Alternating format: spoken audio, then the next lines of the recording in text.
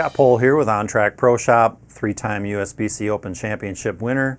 And we're talking about today our cracked bowling balls and how the climate affects this. So a lot of different things happen to make a bowling ball crack. Number one is the environment that you're in. For instance, I'm in the Twin Cities area in Minneapolis. We see a lot of extreme temperature, especially in the wintertime. Cold weather affects bowling balls. You'll notice if you live in the cold and you take your ball out of your bag or your vehicle, you'll see that it has a discoloration. We call that a phasing effect. What's happening there is it's a chemical reaction in the bowling ball causing a lot of things going on. Sometimes it's even where the cores are expanding and contracting.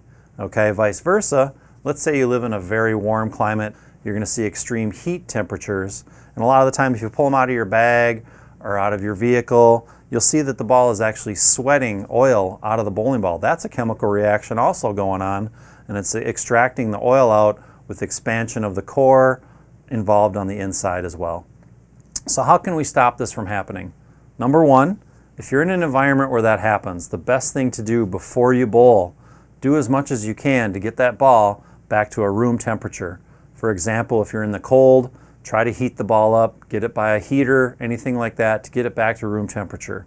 Get to the bowling center a little bit early. Maybe get that ball to cool down if you're in a really hot temperature as well. Okay? Another thing that causes bowling balls to crack, and its worst enemy, if you will, is moisture. Another big factor involved there is if you're storing them in home or in your garage, try to keep it away from moisture. Wooden objects are kind of the enemy of moisture. They're going to create a lot of that to get up in the bowling ball.